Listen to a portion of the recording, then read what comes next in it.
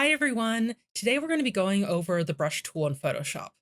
The brush tool allows you to paint in a Photoshop document, much like a real paintbrush. Once you know how to use the brush tool, you'll notice that many other tools, including the eraser and the spot healing brush, use a similar group of settings. To illustrate our understanding of the brush tool, we'll be going over the various settings. Once we understand the settings of the brush tool, we will then create several different lines of various size, hardness, and color for your assignment. So first, let's create a new document by clicking New File in the upper left-hand corner of the Photoshop window. Make this document 1000 pixels by 1000 pixels. All other settings should be default, which is, in this case, 72 pixels per inch resolution, RGB color mode, and a white background. So now that we have our new document open in Photoshop, you can access the brush tool by pressing B on your keyboard or by locating the brush tool in the left-hand toolbar. It's the one that looks a little bit like a paintbrush. The color the brush tool uses depends on the foreground color. By default, this is black. You can change this color by clicking the square containing the foreground color in your toolbar, which is at the very bottom of your toolbar, and then selecting a new color in the color picker. If you have the swatches panel open, which you might have by default if you're working the Essentials workspace, you can also select any color there by clicking on it to make it your foreground color. To switch between foreground and background color, which the background color is the square that looks like it's kind of like behind the foreground color, you just need to click on the background color and it'll swap their positions. Also, if you hold down Option or Alt on Windows, your cursor will change to an eyedropper.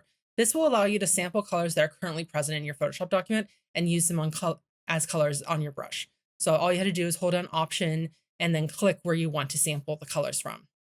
So let's go and look at the options bar at the top of the document.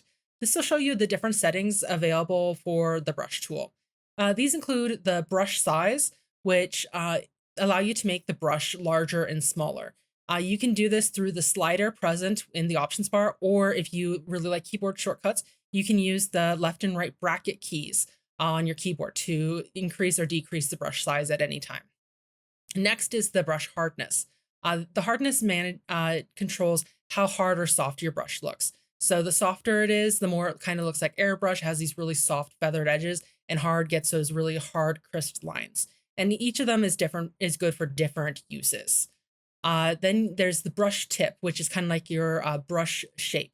By default, the basic brushes are usually circle shapes, but you can find others within Photoshop's options, or even download some online that allow you to choose different brush shapes. I've used some that imitate like pencils or pens, or give you like calligraphic strokes. So definitely, if you like to illustrate and you want to explore those, definitely go ahead and explore those. Then let's look at opacity. Opacity is basically how visible your painting will be. And so an opacity of 100% means that your foreground color will be 100% go through. While the lower you set it, the more transparent it'll be.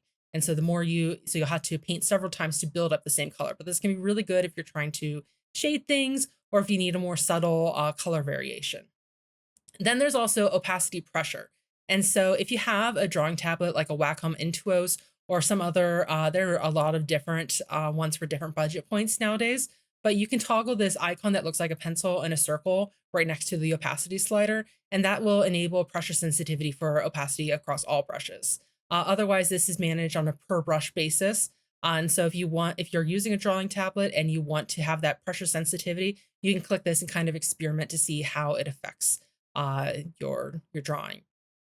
And then flow is very similar to opacity in that it 100% means you won't really see any difference, but the lower you put it, the more transparent your color will become.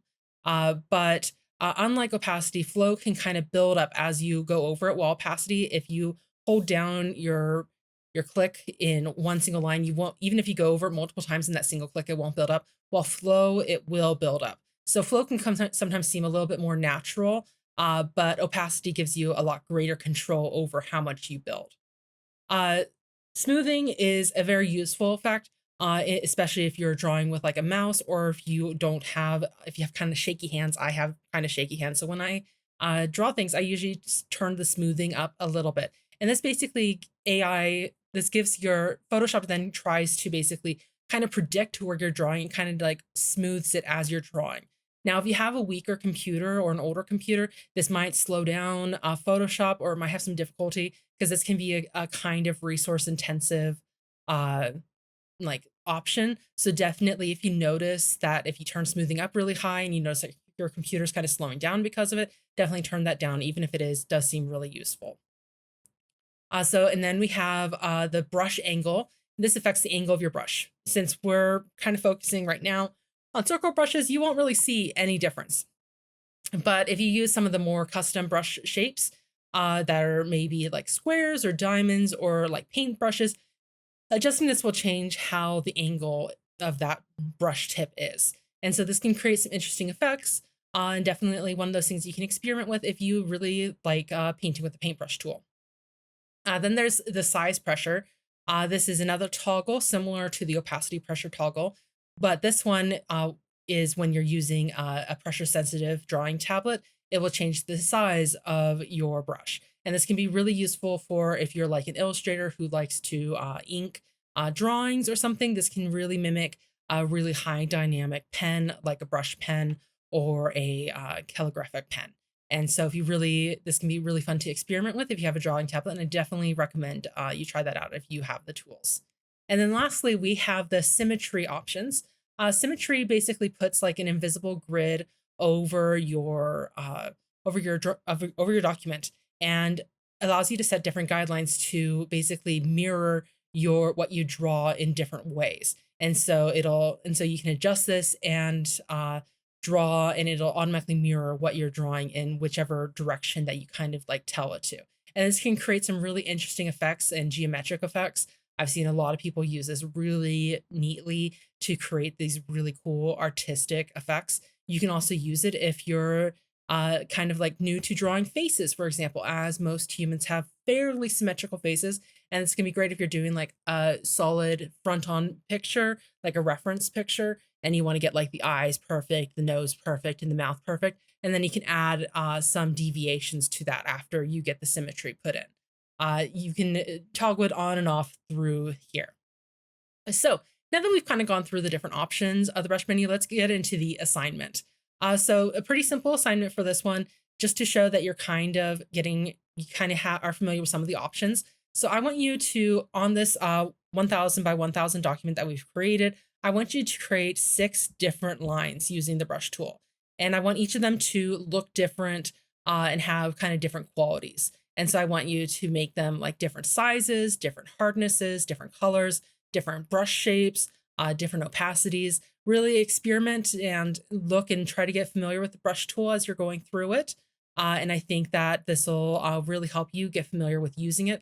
This is especially important if you're looking into being an illustrator or working with photography, as a lot of the photo restoration tools, as well as some retouching tools, really use a lot of these same settings. And so if you really want to be get comfortable with this will really help you using your mouse in the Photoshop workspace. And then once you've created those 6 lines, all you need to do is name your file with your first name, last name, and then say brush tool assignment, and then put it in your assignments folder in your AVC 177 Google Drive folder and submit the URL into the Canvas assignment.